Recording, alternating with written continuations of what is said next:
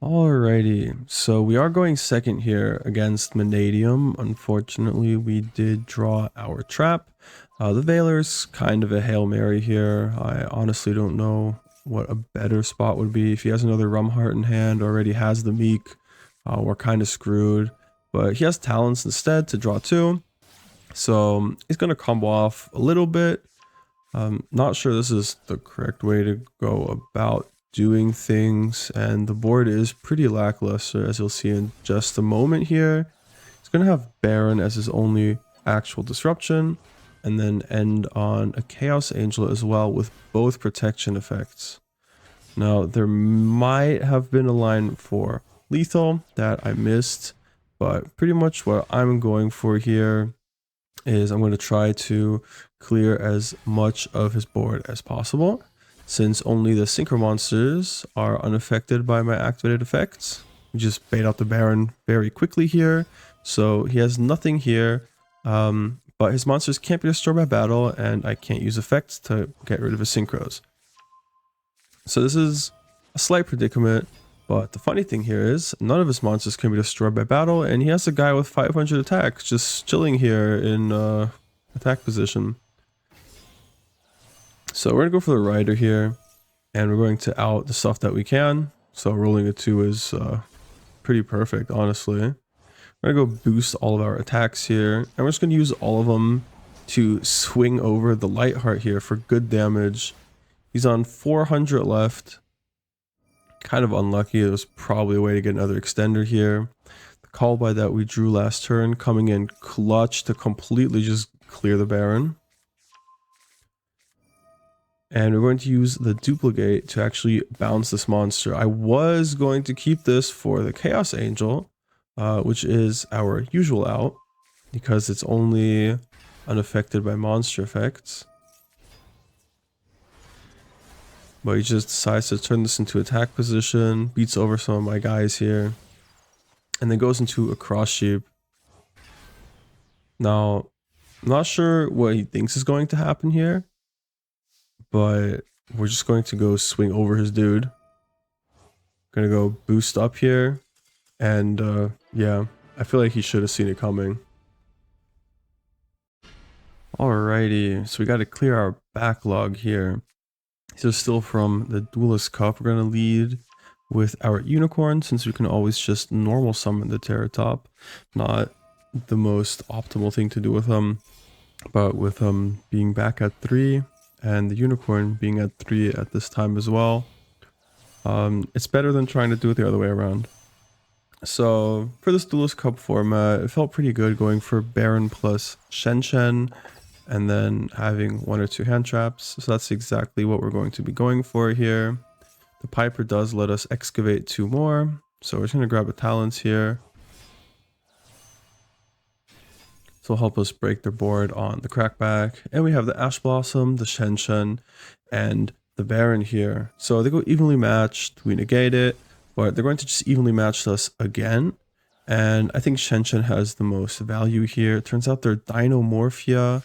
And they set 2 back row, as well as grab the Frenzy, which uses 1 monster from the deck and 1 from the extra deck to fusion summon.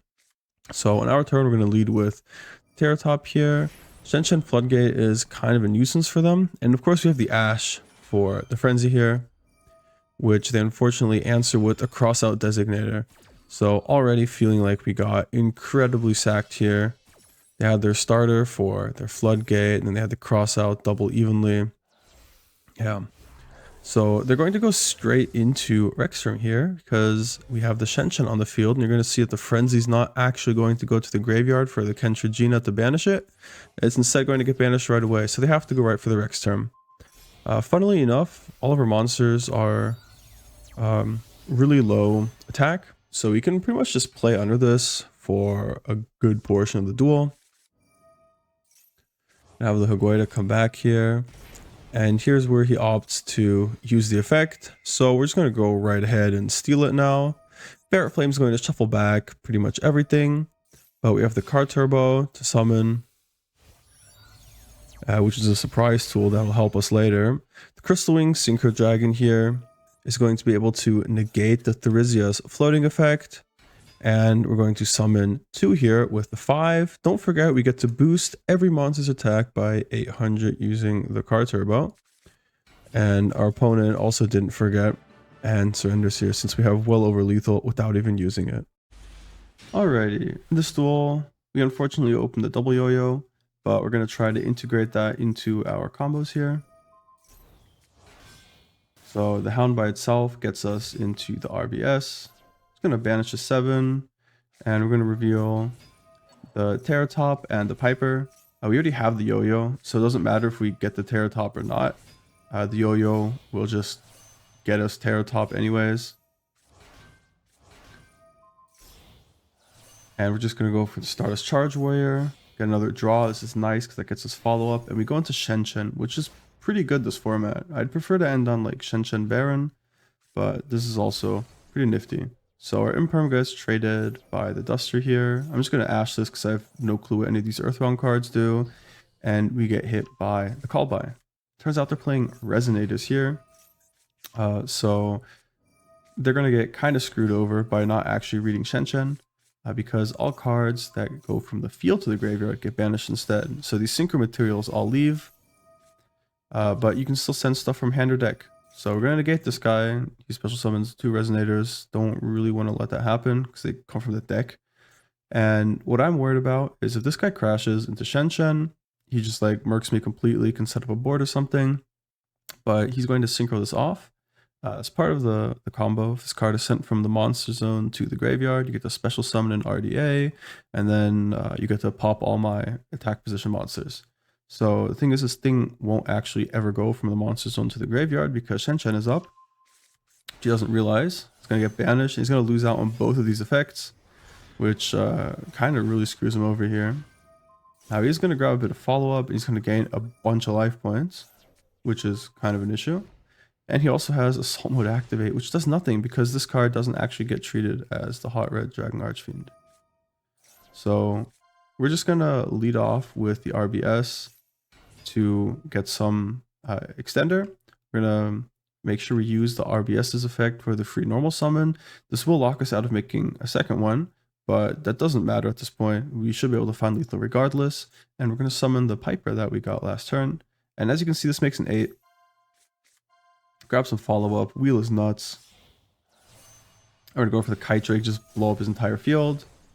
We're going to keep him off of the follow-up with the Called By here. And now we're going to use the Marble Machine that we added. Card Turbo effect. It's going to go into a Chambara. Now the Shen's going to come back.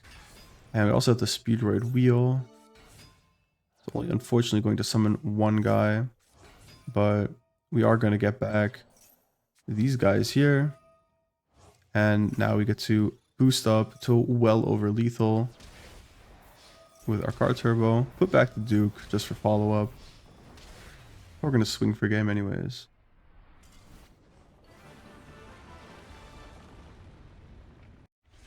Alright, so this game gets a bit more technical with a lot of decision making, so I'm going to be pausing here and explaining it. Our hand kind of sucks. It's good enough, but you don't want to see dice or yo-yo in your hand, to be honest. Now, I'm going to opt to not negate the Unicorn, even though this is a really good target if we're playing against Cash, because so many people are just on a small package of Unicorn plus Birth just for bodies and to eat Disruption and then just go into like full Snake Eyes combo or something. So since I have the Infinite Impermanence, if this is pure, I can just Imperma Rise Heart and I just win anyways. And if it's not pure, I get to have 2 disruptions to actually take care of whatever their actual deck is.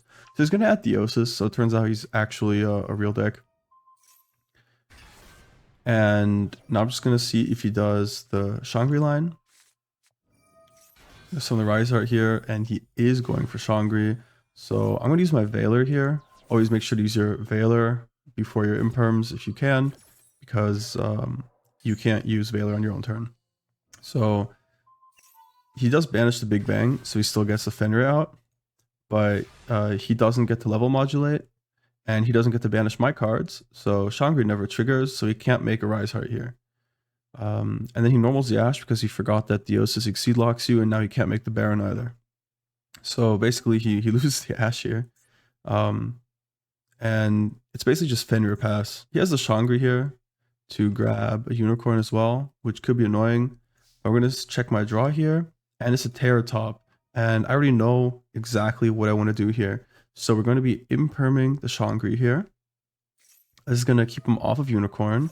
And what's also important about this is that it keeps him off of Deck Knowledge. So we're going to intentionally lead with the Unicorn here and use the effect to grab Birth. And now he thinks I'm probably going to be playing Kashtira. He doesn't want me to get like extra advantage off of Birth or anything. So I'm just baiting him to use his Fenrir here to banish my Unicorn, which he does. And now we get to just summon out the Terror Top and we just win for free.